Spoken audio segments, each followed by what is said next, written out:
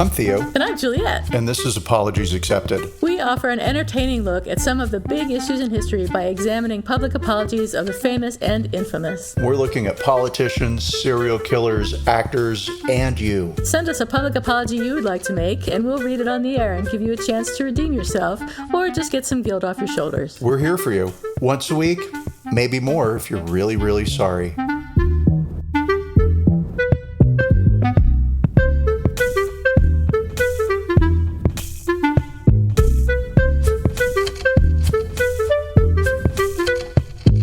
Hi, everybody. This is, what is this? Apologies Accepted. Apologies Accepted. The podcast. And I'm not Theo. And I am not Juliet. And welcome. Theo, how you doing? What's shaking bacon? What'd you buy this week?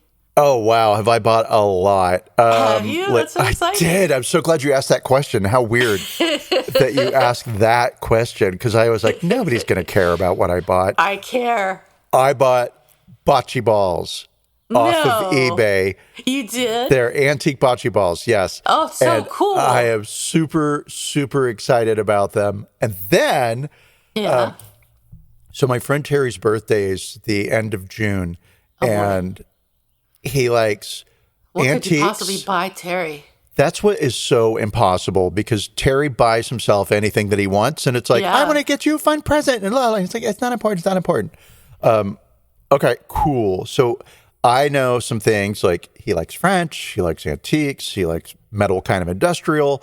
And so on eBay, I found this metal French sign that says bocce ball court in French. How cool is that? Like Bouldrome, right? Something like that. And so to trick him, because I was like, I really love this sign and it's awesome, but I don't know that he will. Because I've bought him other things before that I thought he might like, and he was always been like, thank you. It's nice. Yeah, all right.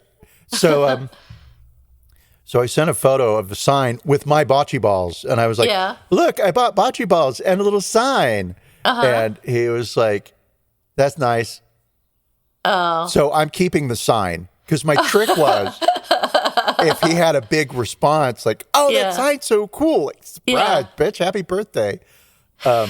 Well, what a cool thing to have. I agree. And I will send you a photo of it, and you just tell me how awesome it is, right? I will. But don't send me the sign or the bocce balls, because I have nowhere to put them. So. Oh, they're mine. They go nowhere. How much were the bocce balls? They were $20. That's it? That was it, yes. Well, they're on eBay, and the description is what got me, right? Because there's tons of bocce balls for sale on eBay, right? Sure. You can get antique and vintage, and they're English, and like $200, $600. Well, maybe not six, but for sure there was one set that was like $200. I really wanted it, but at the same time, it's like, I'm not spending $200 on bocce balls. Right. When are you ever going to play bocce anyway? There's like 2 weeks during the year that it's nice enough to go outside. I'm going to force that shit to happen. You're going to have parties surrounding, bocce ball parties. Well, I was hoping that the mayor might be a bocce ball fan.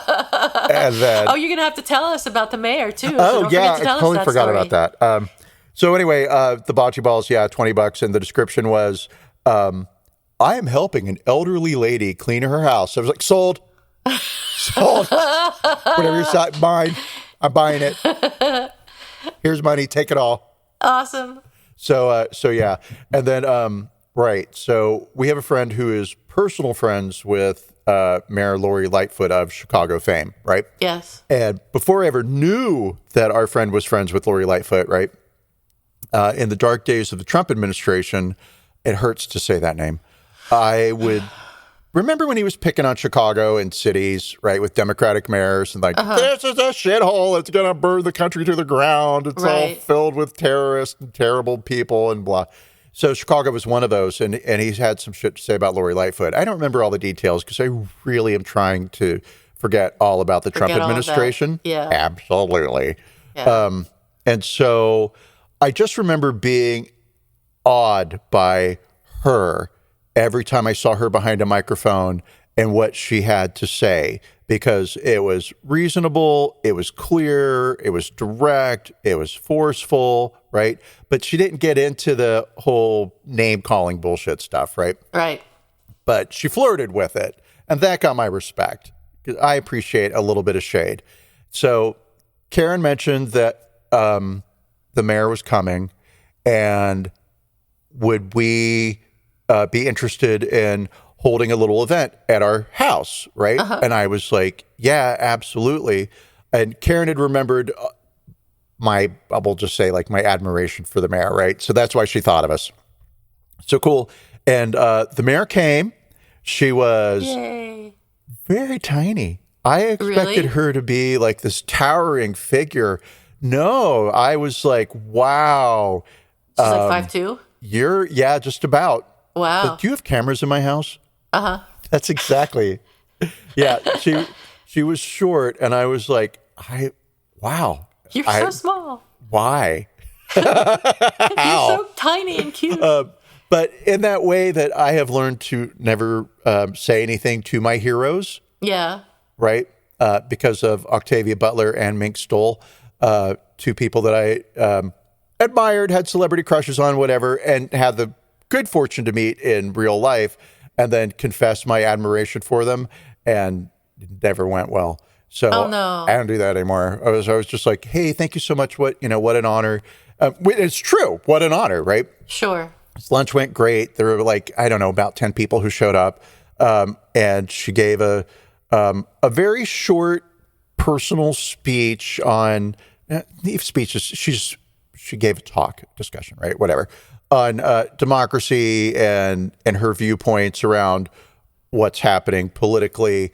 Sure. The need for governing from the center, right? Yeah. And then, and so just general stuff like that. Did everybody want pictures with her? No. That's good. Everyone forgot to take pictures. Oh. So, yikes. And then, let's see. And because I was shy, I didn't tell this story, but I will tell it here. Yes. So my sister-in-law is a horrible school student. Hated school, didn't like to go, didn't like to study. And when she was in the 3rd grade, she had to do a report on a great American city. And because she was completely not interested in school at all, right, the teacher assigned her Chicago. And she was supposed to like research the city, come up and give a report on the city, right? Great American city. And her report on Chicago went down in history as the least research. That's funny. Book report that a student ever did. So, yeah, I was going to tell that story, and it was like, don't talk, Theo. Just shut up. You just be quiet. Well, I'm glad it went well. I was wondering all week how that was going, so I'm glad everything worked out.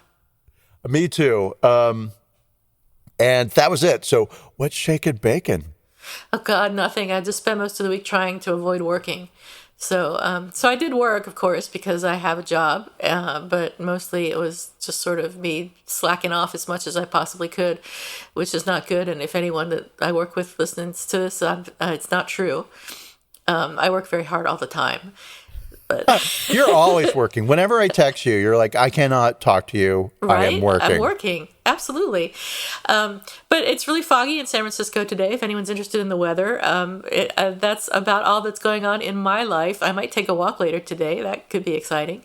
But other than that, absolutely nothing is shaking bacon, which is good because there's enough going on in the world to make up for anything that could be happening in my life. Oh, yes. So, yikes. Yes. Let's not talk about that, though. Well, we're going to have to talk about something that's going on in the world because that's kind of the point of our podcast, where there's something happened and then there's an apology for it. And that's Let's a talk about wonderful something that happened segue. 30 years ago instead of talking about what's going on right now, though. How about that? Let's do that. And it'll be a nice reminder that it's always been terrible to be alive. It's always bad. Yes. So we do have a topic this week. In October 1995, Marlene Simmons of the LA Times reported that then President Clinton, if you remember him, and if you remember him, you're probably surprised that it was 30 years ago, but it really was, He apologized to the survivors and families of people who unknowingly had been subjects of government-sponsored radiation experiments. So he made these remarks at a ceremony as he accepted a 900-page report from the Advisory Committee on Human Radiation Experiments, which he appointed to study the secret experiments. And these experiments had begun in about 1944 and went on for 30 years. The director of bioethics at Johns Hopkins was chair of the panel. Her name was Ruth Faden, and she formally presented this report to Clinton. The report, according to Physics Today, told a grim saga of abuses and insensitivities by physicians, physicists, and other researchers over 3 decades of government-sponsored radiation tests on mostly unsuspecting subjects. So the Atomic Energy Commission and other federal agencies had sponsored about 4,000 radiation experiments involving tens of thousands of subjects, many of whom had no idea that they were test cases. The experiments varied widely from a project in which researchers exposed subjects' entire bodies to heavy doses of radiation, to cases in which pregnant women were given radioactive iron to determine what levels would show up in their babies, to a series of tests in which radioactive substances were released into the atmosphere without residential populations being informed. So all fun stuff. I'm sure no harm was done, right? All healthy, happy. Oh, absolutely. I mean, radiation in the air and not telling anybody that it's there and then just seeing what happens to those people. What could possibly go wrong? Nothing, because it's all for national security and science and other wonderful things. And we got to figure out the effect of radiation on people who might be working with it, right? So how else are we going to do that other than, spring it on unsuspecting people? Exactly. So, well, if you know that it's going to happen, then your brain could maybe shut down the effects of radiation. Yes. Like women in pregnancy, exactly. Exactly. So the panel's verdict, Ruth Faden said, was that wrongs were clearly committed. She said, what most troubled the committee was the lack of respect for the American people that seemed to permeate the conduct of research. The period we examined was defined by arrogance. People had trust in their doctors, but the doctors who did the research often took advantage of that trust. So, as I mentioned, the panel studied about 4,000 radiation experiments, but it, unfortunately, I think for them, recommended that only a handful of victims received compensation. They wanted to compensate people only where the government or researchers either deliberately misled the victims or where there was no medical benefit and they were physically harmed. So there were not a whole lot of these 4,000 experiments. They cited specifically 3 experiments, including one project in 1944 where 18 hospital patients, most of whom were terminally ill, were unknowingly injected with plutonium to determine how long the substance would remain in their body. And the purpose, of course, was to develop radiation exposure standards for workers in nuclear laboratories. And there's no other way we could do that other than injecting unknowing people with plutonium.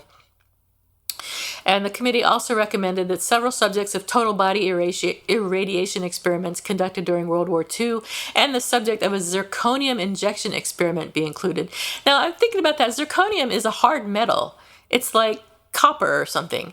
It's sort of like that. So how are you injecting zirconium into people? I don't even know. It's like chips, I guess.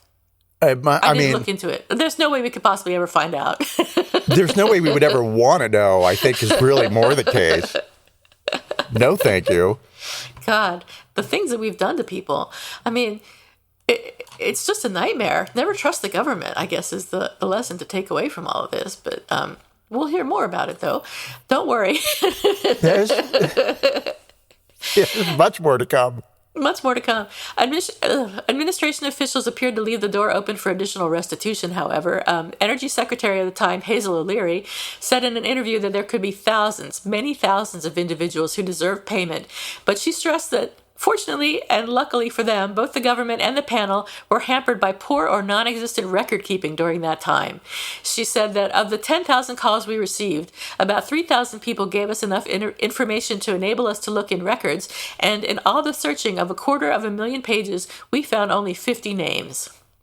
So, unfortunately for the government, they weren't able to make restitution to very many people. It just is, no matter how hard we tried, there were only 50 people who we could even find names of, much less, find out what happened to them and whether or not they deserved restitution. But she did say the compensatory funds would come out of her department's budget. And she also said, "We are ready and willing to begin a negotiation. One thing all of us want to avoid is a protracted and expensive lawsuit against the government." Oh, please. Yes, absolutely. We must save the government from protracted and expensive lawsuits. Right?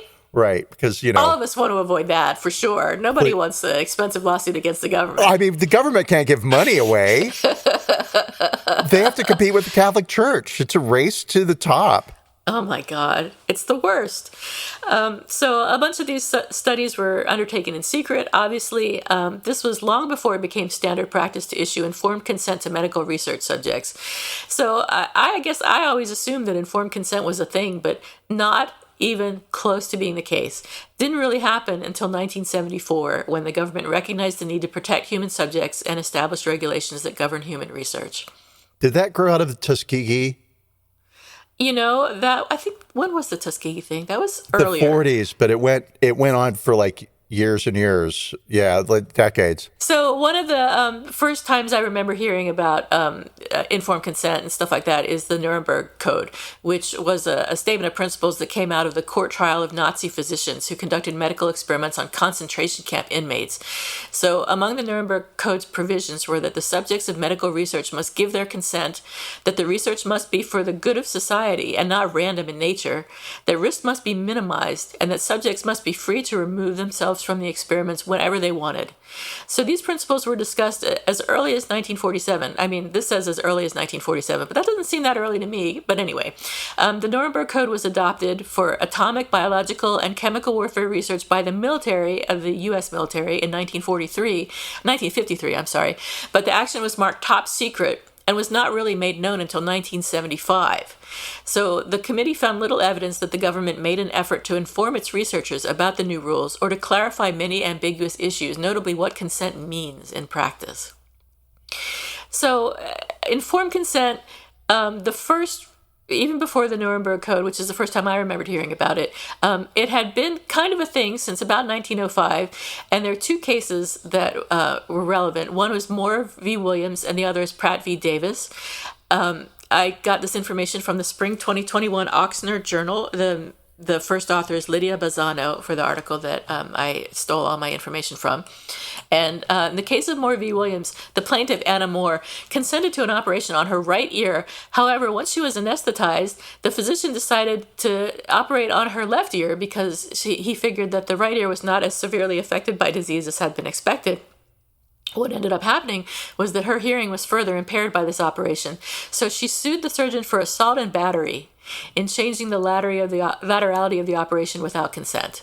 And the Supreme Court of Minnesota actually agreed that the surgeon should have obtained consent before performing surgery on the opposite ear.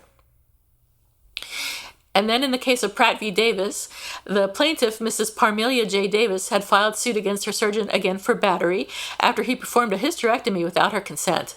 The physician had obtained consent for an earlier operation, but admitted to failing to obtain consent for the second procedure and not disclosing the fact that he intended to perform a hysterectomy to treat Mrs. Davis's epileptic seizures.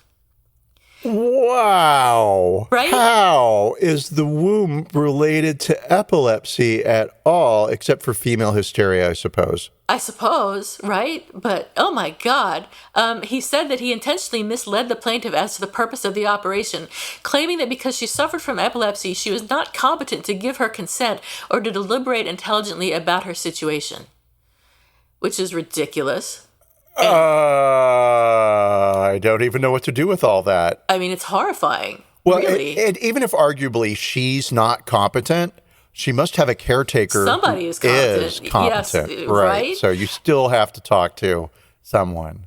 So the appellate court stated in its decision in favor of Mrs. Davis that under a free government, the citizen's first and greatest right, which underlies all others, the fight to the inviolability of his person, in other words, his right to himself, is the subject of universal acquiescence, and this right necessarily forbids a physician or surgeon, however skillful or eminent, who has been asked to examine, diagnose, advise, and prescribe, to violate without permission the bodily integrity of his patient. Unless they're pregnant. Unless they're a woman. Right. And then there was a case in 1914, Schlondorf v. Society of New York Hospital. That was the final landmark case that legally established the principle of patient autonomy.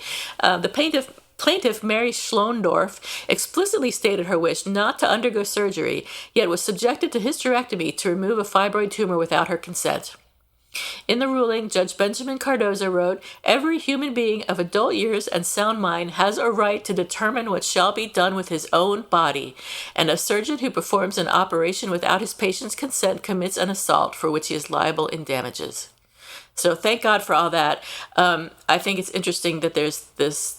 It's I think it's not a federal case. But the guy did say, every human being of adult years and sound mind has a right to determine what shall be done with his own body. That could be relevant today. It is relevant today, but also completely different.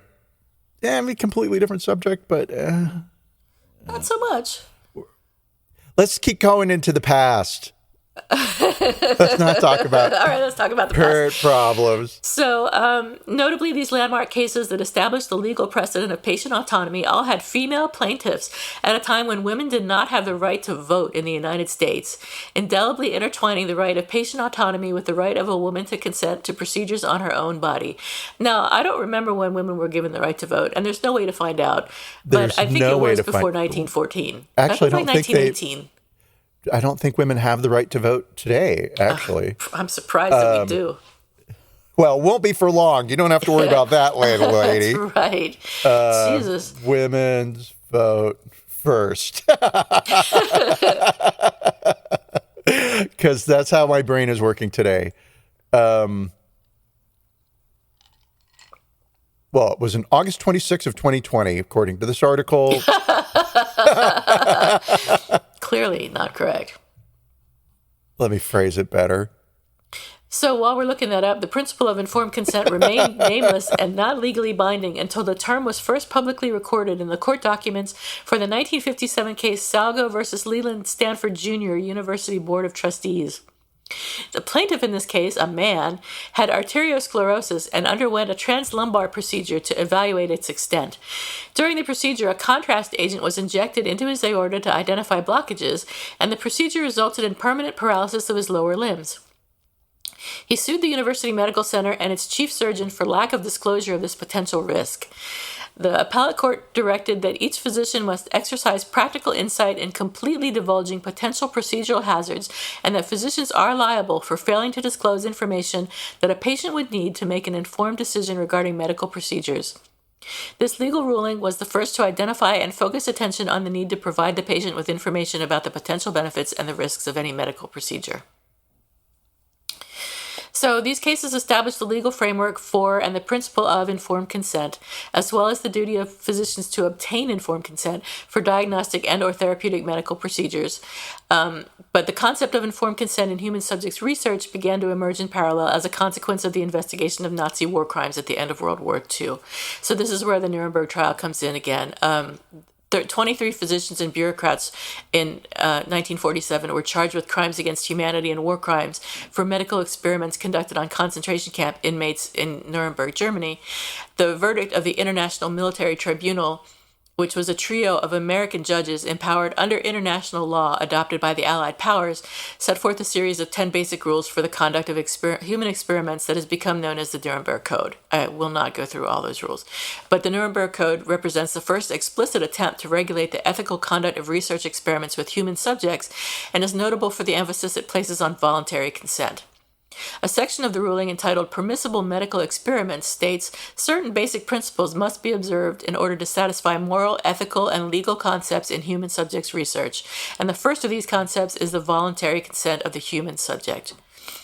So back to the committee that did that put out this 900-page report to President Clinton in 1995, this committee observed that national security was almost never cited by either physicians or government officials as a reason to keep their experiments secret. Discussions of policies on human experiments took place in secret for fear of embarrassing officials, of causing potential legal liability, and raising doubts among the public that might jeopardize the program. So Clinton mentioned that in his apology, but it is interesting that they didn't keep it secret because of national security. They kept it secret because they didn't want to be embarrassed. Right. Yeah, absolutely. I mean, they were operating for what? Like this went into the 70s? 74 at least, yeah. Yeah. Yeah. Well, after the establishment of informed consent. So, yeah, sorry, everybody, that we're poisoning you. We kept it a secret because it's so embarrassing. Horrifying. So I have some stuff about the apology, which we can talk about. I can read the apology, but I think you have some additional information that you wanted to share with us. So much additional information. I'm so because excited. It was, well, you should be. And I am. You should be very excited. So this felt very much like, oh, another government conspiracy where they're experimenting on citizens. Okay, I sort of know what that roadmap. But yeah. Right. And so again, it's just this thing of like another government conspiracy. Here we go. We're experimenting on our citizens and blah, blah, blah. Right. And I know how I feel about that and I know what the apology is going to be. And I know what the importance of the apology is. Right. So I dived in a little bit to like, who were these people that were experimented upon? It's very easy to lose sight of the humanity of individuals when we're talking about 4,000 people, right? Or maybe even higher, 10,000 people. And I think it highlights some of the egregious behavior, right? I mean, we all know this is bad. This is bad. This is naughty. This isn't good, right? Here's how bad it was. Okay. So, and I'll just pick it up from midpoint in an article. A few days,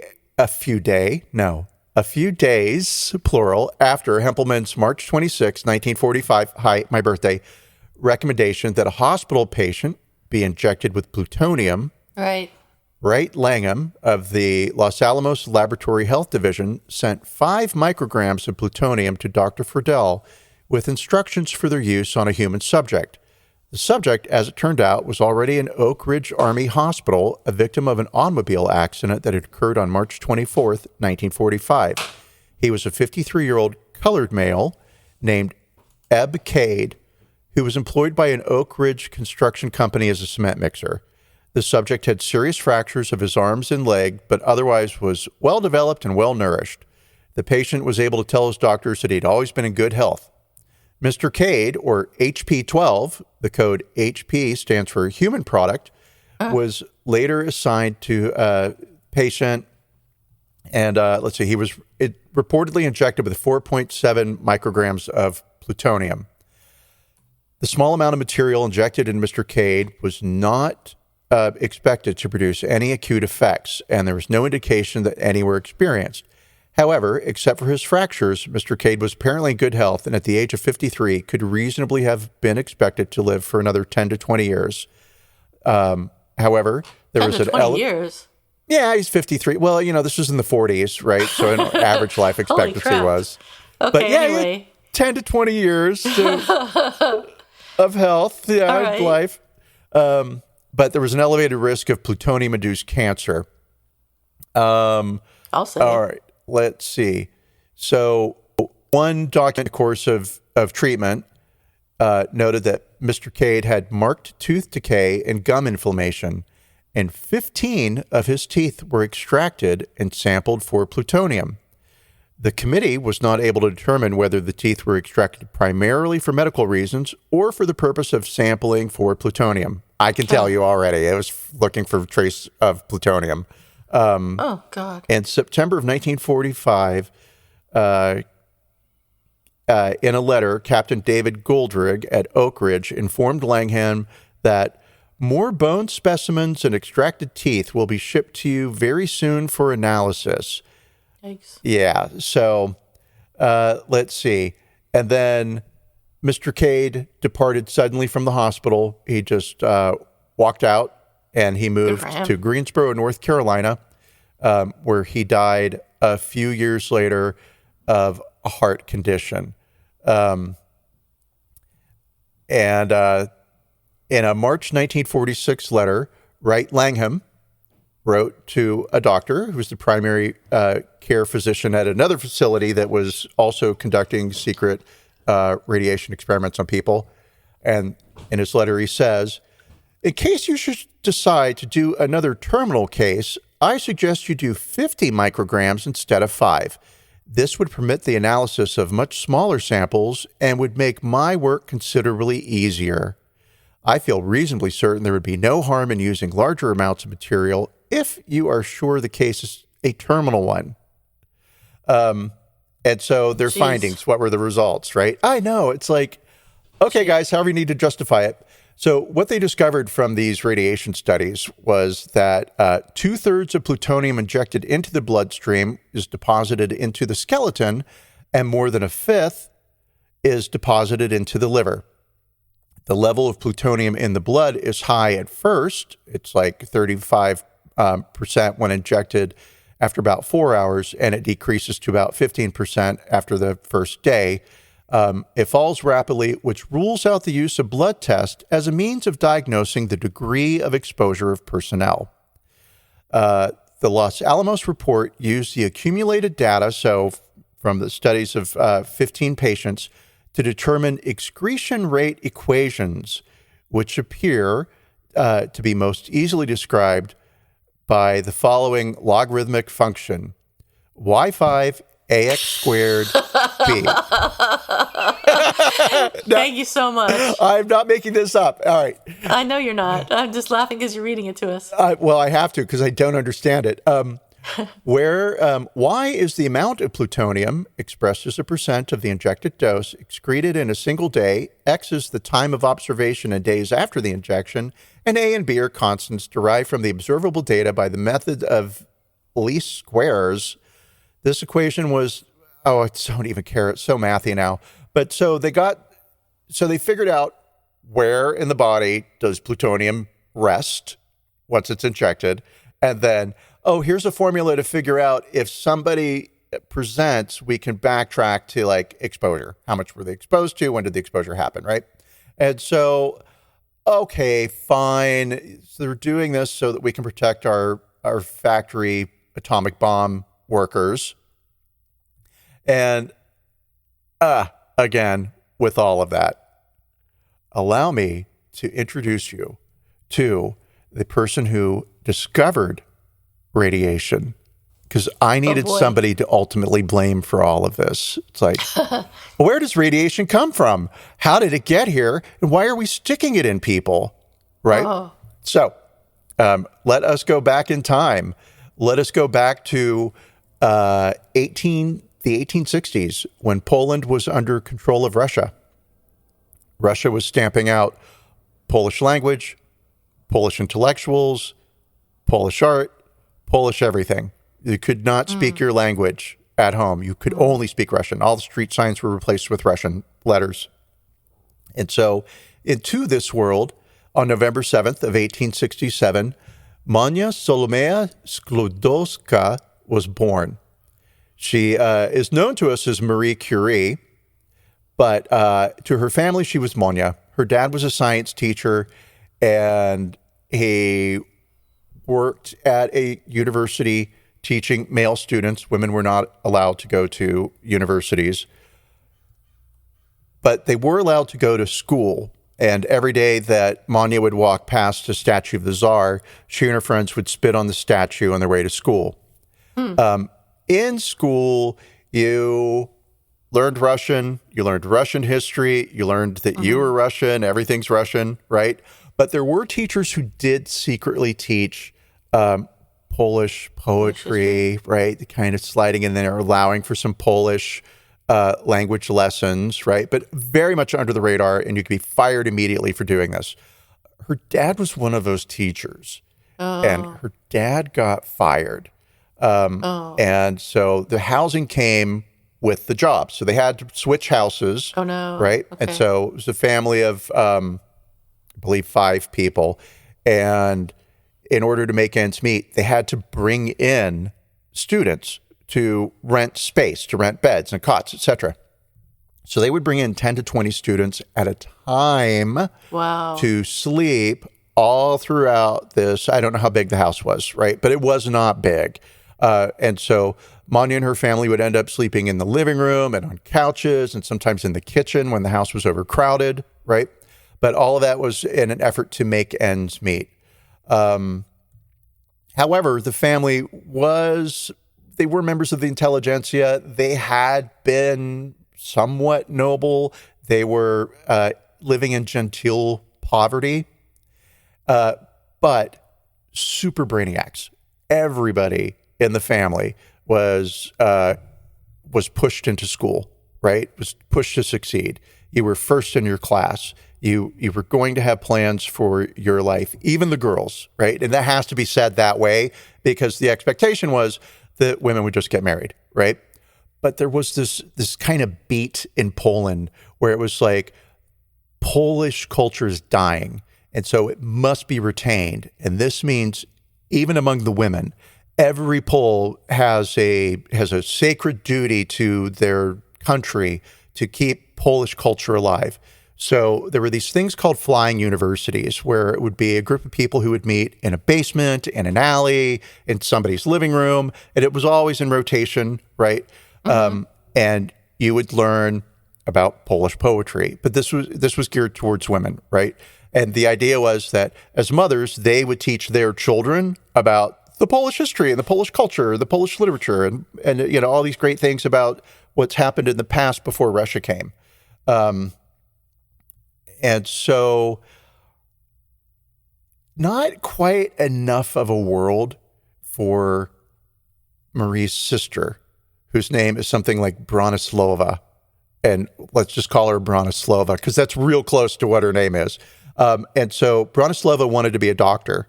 And there were two places that Poles went when they were going to leave Poland. You either went to Russia or you went to France. And so she went to France to study medicine to become a doctor. She made a deal with her younger sister, Manya, which was, I'm going to go to France. I'm going to study medicine. And when I graduate and become a doctor, you are going to come to France and you will pick up your studies.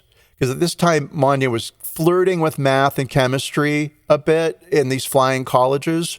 And the fact that her dad was a science teacher meant that at home she had a grounding in these studies.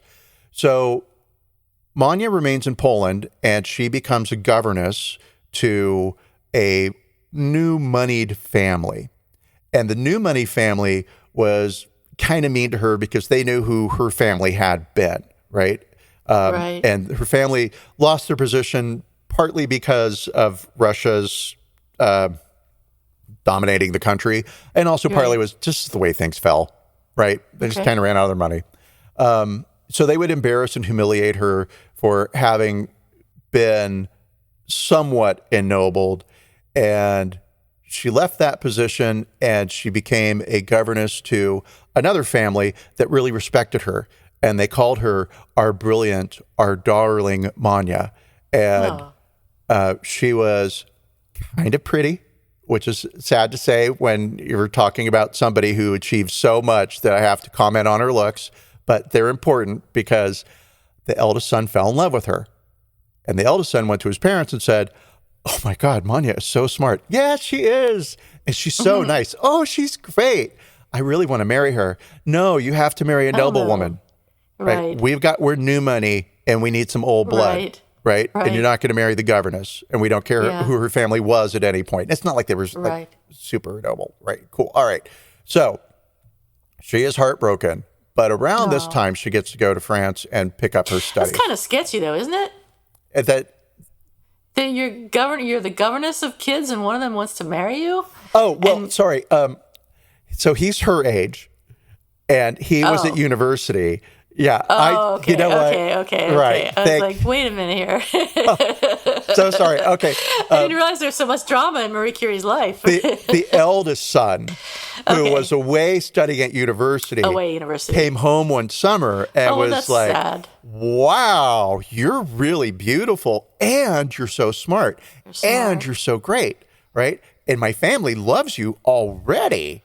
Right. Right. But not. What could go wrong? Yeah. Right. However, the family retained her. So the son was told no. She got to keep her job. She got to keep her job, right? I guess that's something. Good enough to work for us, but you're just not good enough to marry into our family, right? So heartbroken, though, she goes to France to start studying something in the sciences. And her plan is she's going to go to Paris, she's going to study, and she is going to then come back to Poland. And she is going to work to make Poland a better, more thriving country under the umbrella of the Russian dictatorship or rule or what have you.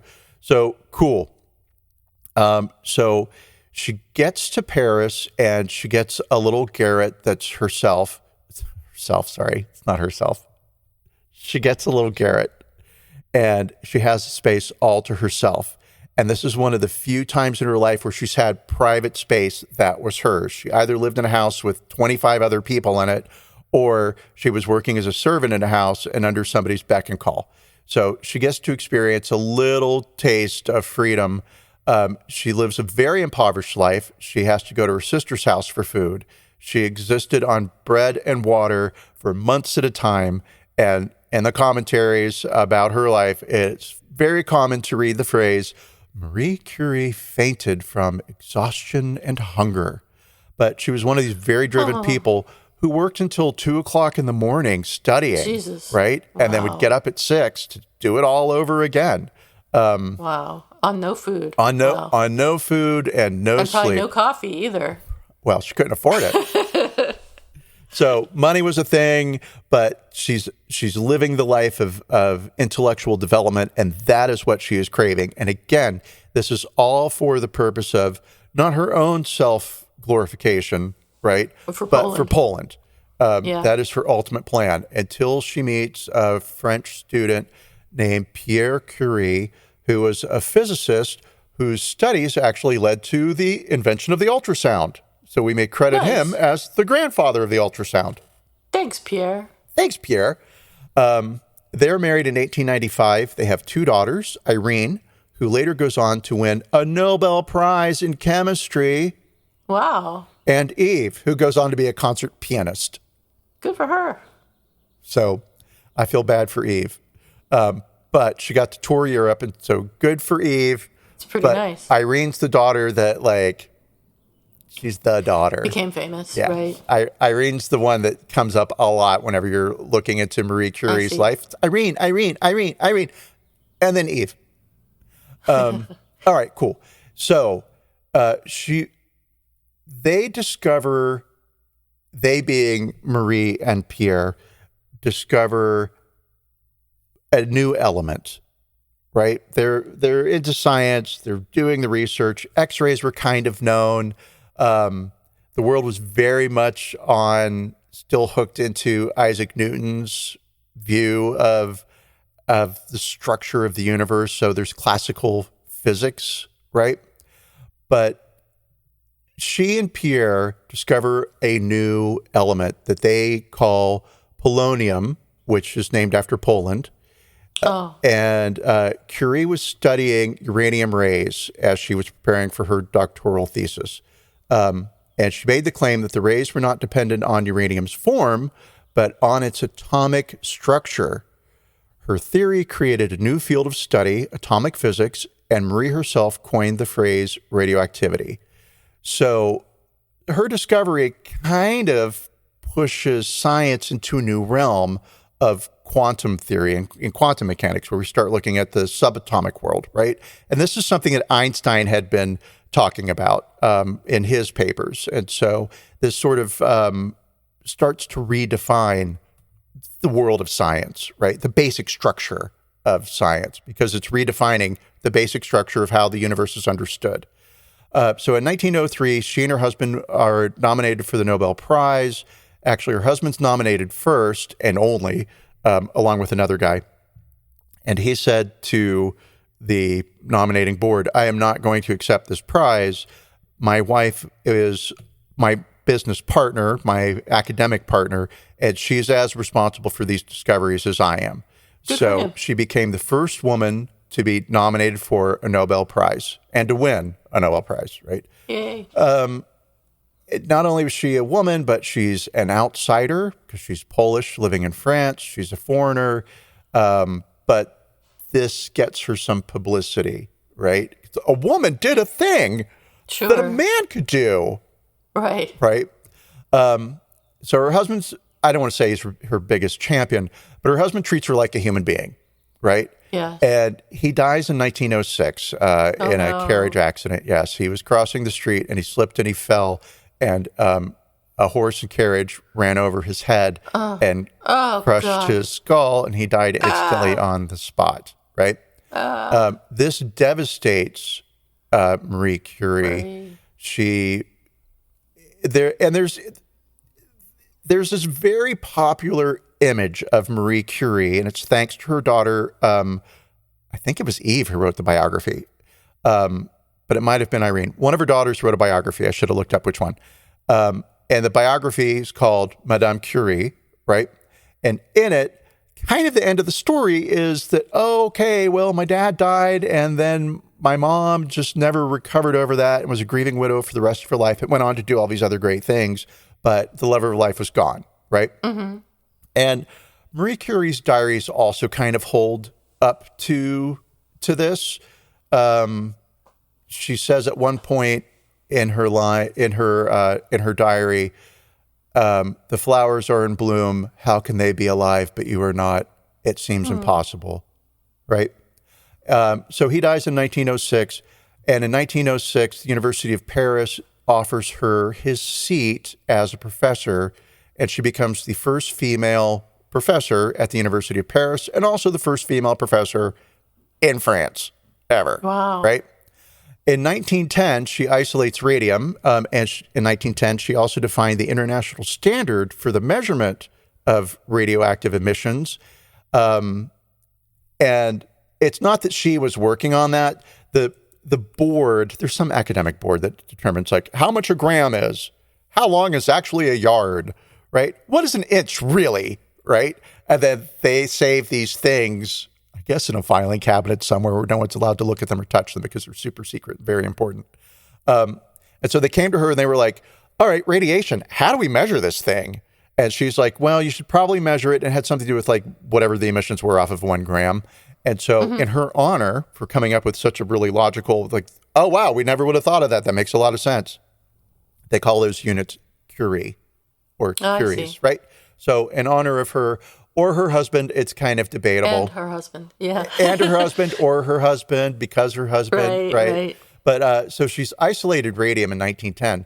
And so here's the thing, and this is just a total aside. Radium glows. People went crazy for it. It was in makeup.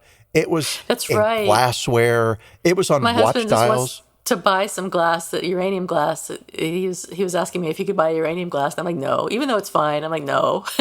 You can't buy uranium glass. No, you're going to die. It was a thing for sure. Oh, it was crazy. It was beyond crazy. So here's an ad from 1910 that's called "The Power of Radium at Your Disposal," and that shows a scientist-looking guy who's sort of smiling all by himself in a laboratory, mixing something in a little pot, right? And it starts, 23 years ago, radium was unknown. Today, thanks to constant laboratory work, the power of this most unusual of elements is at your disposal. Yeah, your disposal, not disposable. They didn't know how to talk back then. Through the medium of Undark, which is the name of this company, radium serves you safely and surely. Does Undark really contain radium? Most assuredly, it is radium combined in exactly the proper manner with zinc sulfide, which gives Undark its ability to shine continuously in the dark. People were super, super fucking excited about radium, right? It was everywhere. You wore patches on your back to relieve pain. You slept with it. It was the cure-all. It was the medicine that you didn't have to take. So that's 1910 when she discovers radium. And in 1911, the French Academy of Sciences failed by 2 votes to elect her to their membership. Oh. Right? The vote was like 28 to 30. Oh. It's a very small, prestigious group of people, right? Mm-hmm. They don't let her in. In 1962, the first woman was elected, and that first woman was one of Marie Curie's own doctoral students, right? Wow. So, great. She's super famous in France, though, by 1911, right? She is a celebrity, the celebrity female scientist. At the same time, she's vilified as a foreigner, an atheist. There's rumors that she's Jewish. Her daughter remarked on the hypocrisy of the press later in life that her mother was considered an unworthy foreigner when nominated for a French honor, but the French press portrayed her as a heroine when she's receiving international honors like Nobel Prizes. Mm-hmm. So 1911 is an important year, and it's fascinating because of a couple of things. And so in 1911, she's nominated for her second Nobel Prize, and she's the only person in history to be nominated for 2 Nobel Prizes in 2 distinct branches of science, physics and chemistry. Great for her. And she's invited to attend the Solvay conference, which was the smartest people in physics all together in a room, right? They brought in, I think it was 29 people total. Wow. And they took How fun. Right? Super fun. And it was started by this super rich guy who was like, I love smart people and I want to be around them. So I'm going to invite them all to this really prestigious thing. There had been other academic conferences that occurred in the past, but they were really large. And the big famous one was like 900 people, which was way too long, way too big for people to like get together and collectively network. So this smaller conference was the ideal size. And a young Albert Einstein attended. Oh, fun. Yeah. He was rather like Marie Curie, an outsider in the scientific community because he was Jewish, right? But also a foreigner and also these new ideas. What are you doing, right? And so this conference was looking at 2 problems. It was one problem. They were looking at having 2 approaches in science, classical physics and quantum theory, right? What are we going to do? There's 2 ways to look at the world. And we still have that issue today, right? What happens, right? Okay, cool. So that's what the conference was designed to address. Unfortunately, during the conference, it came to light that Marie Curie had been having an affair for the past year with a gentleman named Paul Langham, who was married and had been a student of Pierre's. So this was somebody that she had known for years, right? Right. Known him for years and years and years. He was famously unhappily married. He was famously a serial philanderer, right? Oh, no. And Marie. his marriage was pretty gotten Zelda kind of territory. Like they were yelling and screaming and throwing shit at each other nonstop a lot. It was really bad. And so the press got a hold of this because Paul's wife found Marie's love letters to Paul. Oh, no. And in those love letters, Marie gave Paul advice on how to leave his wife. Don't get her pregnant. Gosh. That'd be the worst thing. Right. That was actual advice. Don't get her pregnant. Right? Yeah. Yeah. Good advice, Marie, actually, all things Very considered. good advice.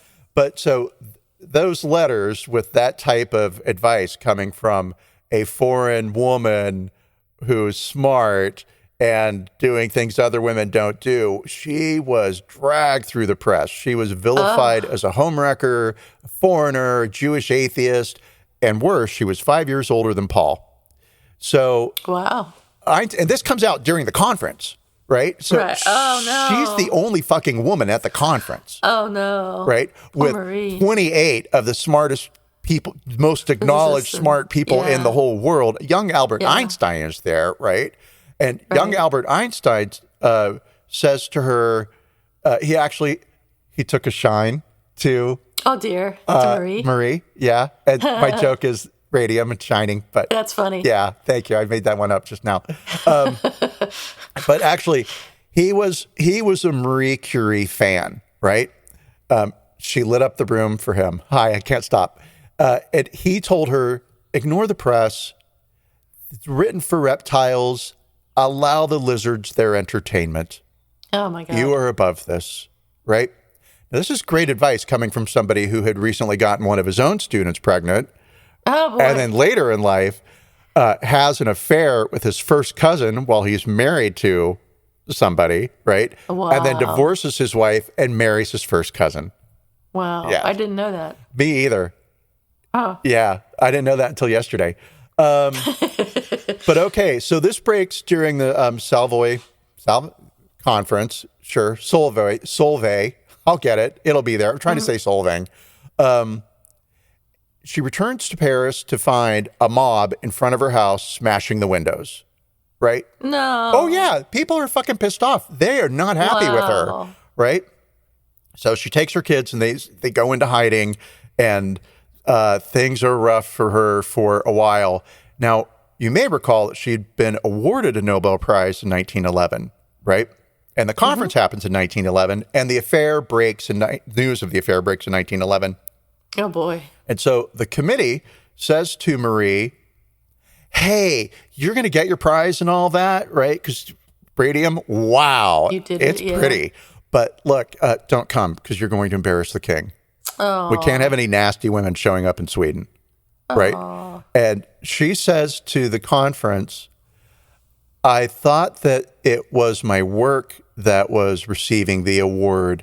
There is no relation between my scientific work and my private life. And she went to Sweden and received her Good for her. award, right? And nobody said a thing. Good. But I listened to a podcast that did make a comment that during dinner, there were background musicians playing, and they played Carmen, which is apparently an opera about a woman that inspires a duel between two men, and they get shot for her loose morals by one of the guys that was in the duel. She's accidentally shot. I guess so. I studied Carmen, but I don't remember what happened. Oh, okay. I never have, but I'm sure I might recognize the music. I would know it was from Carmen. And then that was followed up by a piece entitled Cleopatra, who also is a famous philanderer, right? How rude. Yes, exactly. How rude. Intentional? Who could say, but maybe.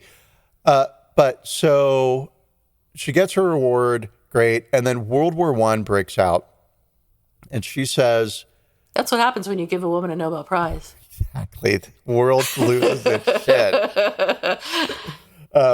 And so she says in an interview, I'm going to give up the little gold I possess. I shall add to this the scientific medals, which are quite useless to me. There is something else. By sheer laziness, I have allowed the money for my second Nobel Prize to remain in Stockholm in Swedish crowns.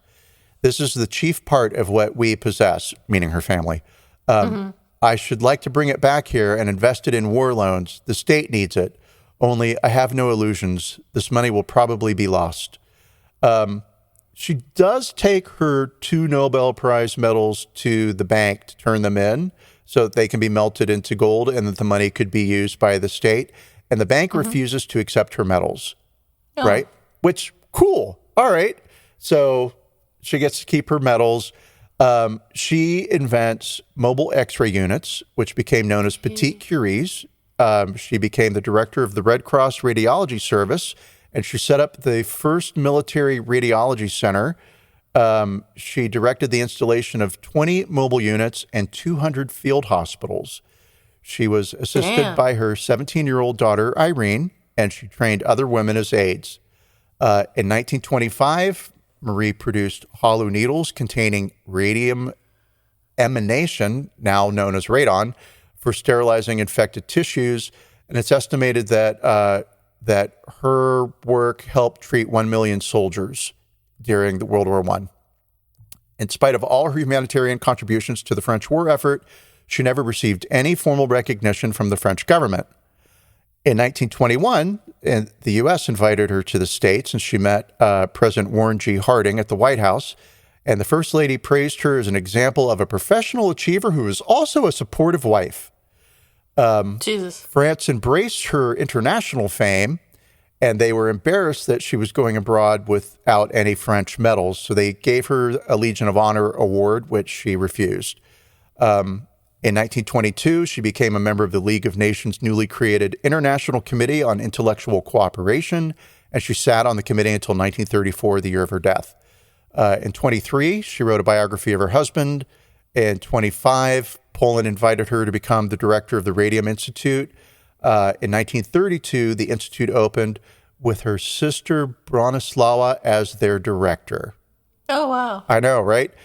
Cornell professor, University, L. Pierce Williams, I hate that guy, totally kidding, I don't know who he is, observes, the result of Curie's work was epoch-making. Radium's radioactivity was so great that it could not be ignored.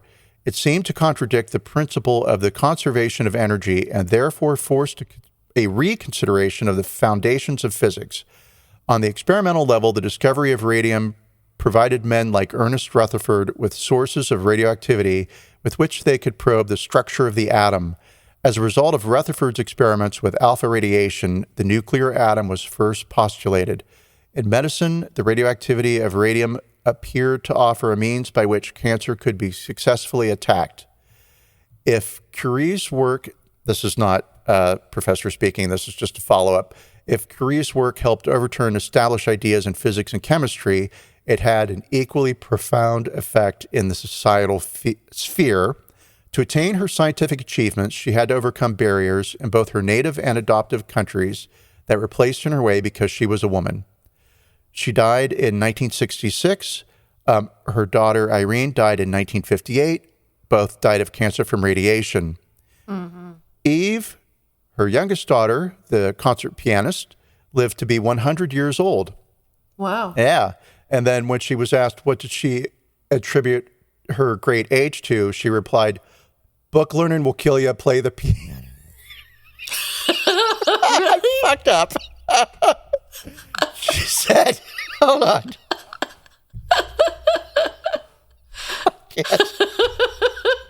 I can't do it. She said, okay, I can do this. She said, be professional, Theo. She said, book learned will kill you, play the piano. She did not. No, she did not.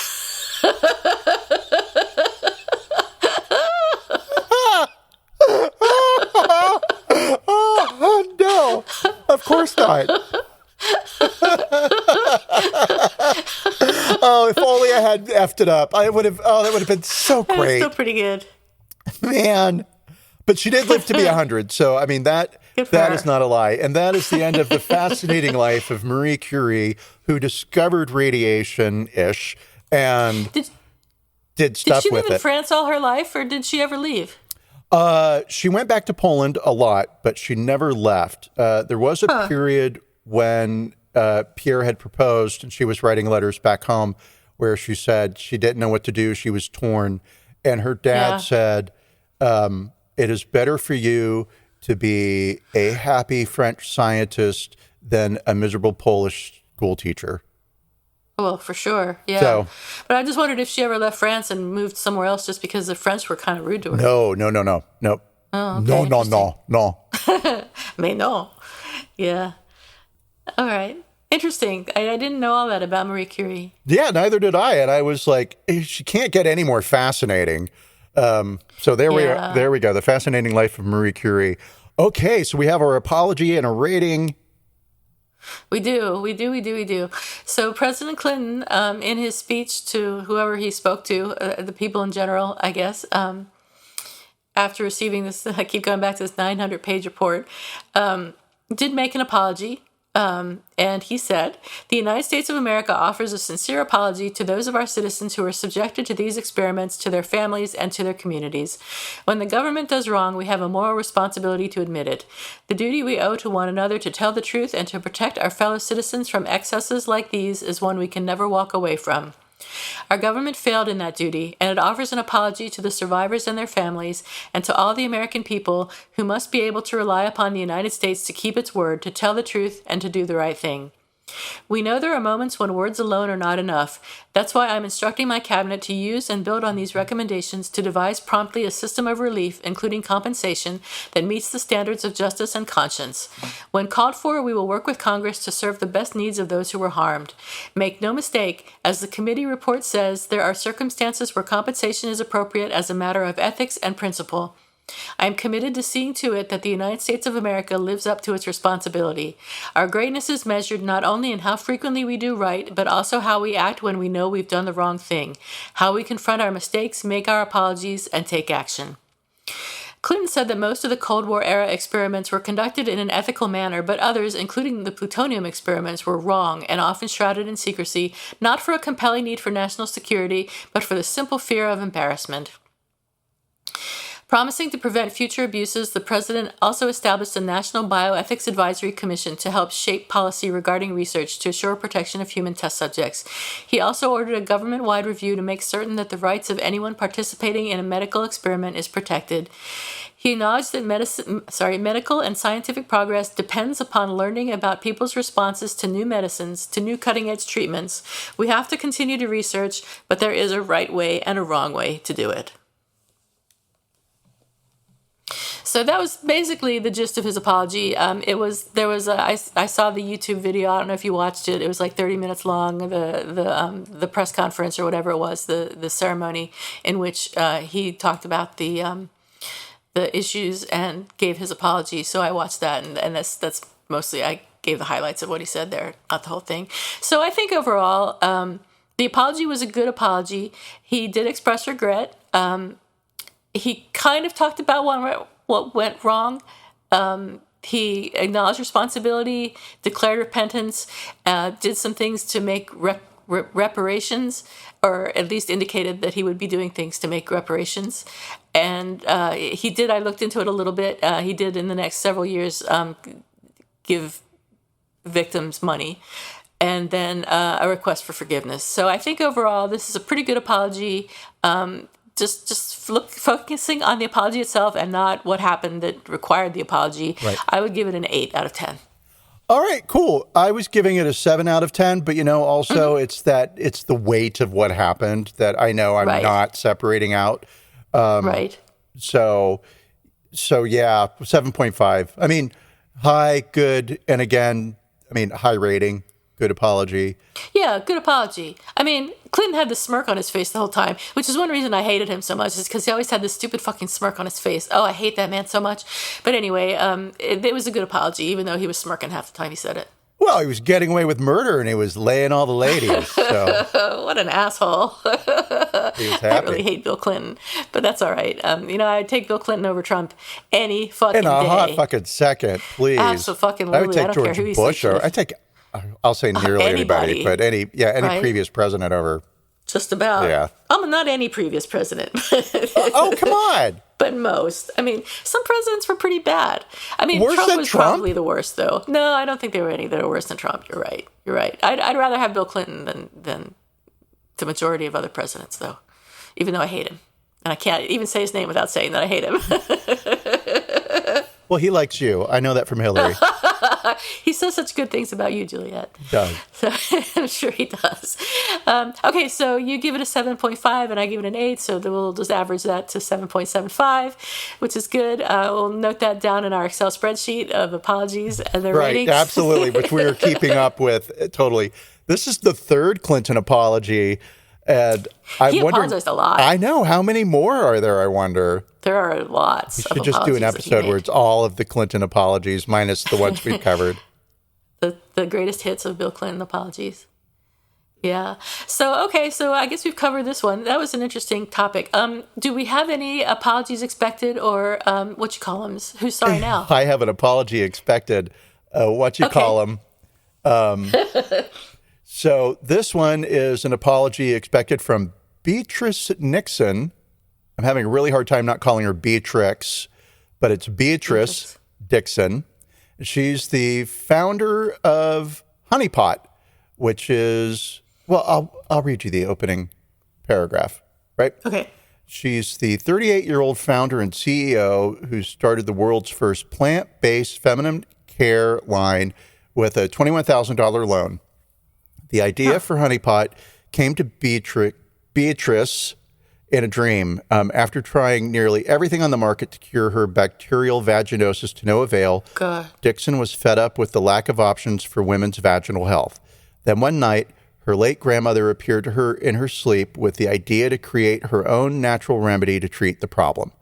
Oh boy. I doubt all of that highly. It sounds like a really nice foundation story, but this is what the story is. The next day, Dixon went to the local Whole Foods, where she worked at the time, to buy a list of natural ingredients for a potential solution. Fast forward 6 years, and that list of ingredients Dixon tested and perfected led to the world's first plant-based feminine care line sold at major retailers, including Whole Foods, Target, Walgreens, etc. You may remember there was something at Target a while ago about they had a product that was for African-American women, and there was a lot of backlash because the owner said something about helping to elevate black women. And it was like, this is racist talk. How dare you leave out all white people, right? So whatever. There was a big hubbub like 2017, 2018.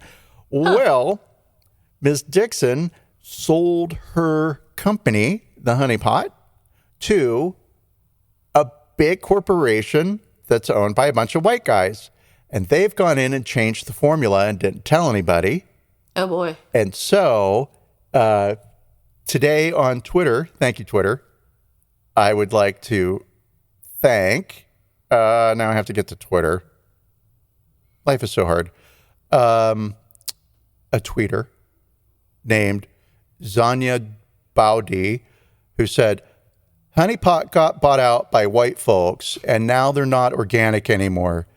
I hate the world, and the world hates my coochie.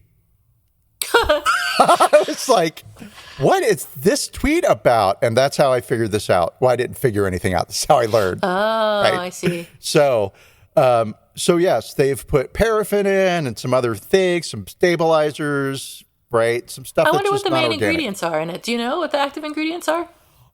It's plant-based feminine care. Okay. Well, there's no way we could find out. There's no way to ever know. No, but there is treatment for bacterial vaginosis, and it's called metronidazole, and it's available by prescription because it works. So I don't know what this is that she's come up with, but I'd be curious to hear about it. So I'll have to do some research on that. Yes. Very interesting. Well, anyway, sold, and she didn't tell anybody, and they didn't announce that the product had been modified Changed. with shelf Yeah. stabilizers, which apparently are non-organic. And so a lot of users are not, it's not sitting Annoyed. comfortably with a lot of users. Hi, thank you. I did that on purpose. God. So you expect her to apologize for this? Oh, totally, yeah. Okay. She took the money and ran. And she did. Yep. And She's not going to apologize. She's going to start up another company with her millions of dollars. why bother? Make extra money. I know, right? Well, she's got nothing to apologize for. All right, I have an apology expected too. And I'm going to read this quote from Jim Geldhoff, who is a DEA supervisor who investigated this pharmaceutical company called Mallinckrodt. And he said, everybody thinks of Purdue when they think about the opioid epidemic, but Mallinckrodt was far worse. They were up to their eyeballs at oxycodone, and they knew exactly what they were doing. Their drugs had become the most popular on the street, and they jumped in with both feet. And this is according to a May 10th article in the Washington Post. Mallinckrodt was the largest manufacturer of opioids in the United States, and their pills were supplied to more than half of those who died of opioid-related overdoses, at least in Massachusetts, in the past 12 years, which was almost 10,000 people. By comparison, Purdue supplied opioids to about 3,000 people who died in the state. And most Americans probably have never heard of Mallinckrodt, but in 2010, the DEA called them the kingpin within the drug cartel of legitimate companies driving the opioid epidemic.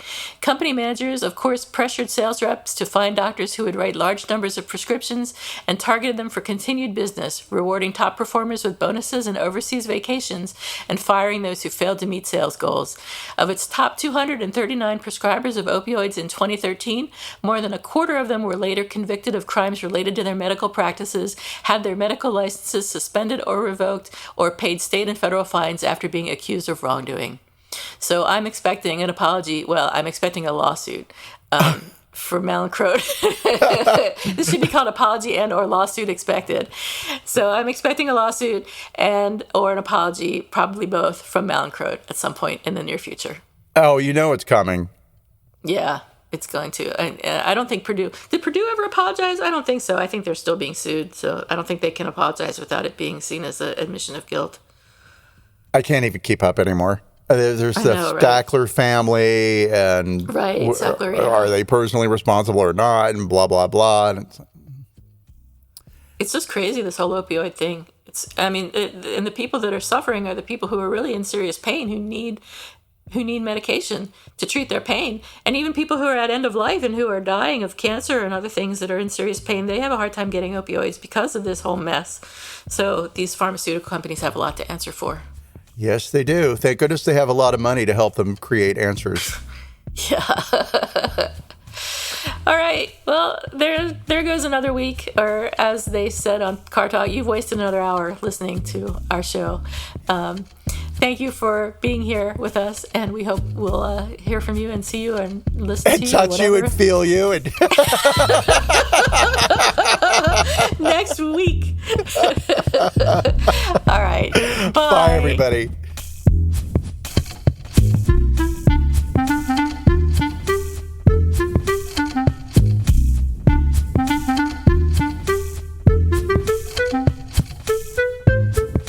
Thank you for listening to Apologies Accepted, the podcast. You can find links to the articles and the sources in the show notes. To submit an apology or find out more, visit us at apologiesaccepted.net, where you can also find our merchandise. We're on Twitter at Apologies Accepted. And on Instagram at apologies.accepted. You can support our important work at Patreon.com/Apologies Accepted. And fuck Facebook.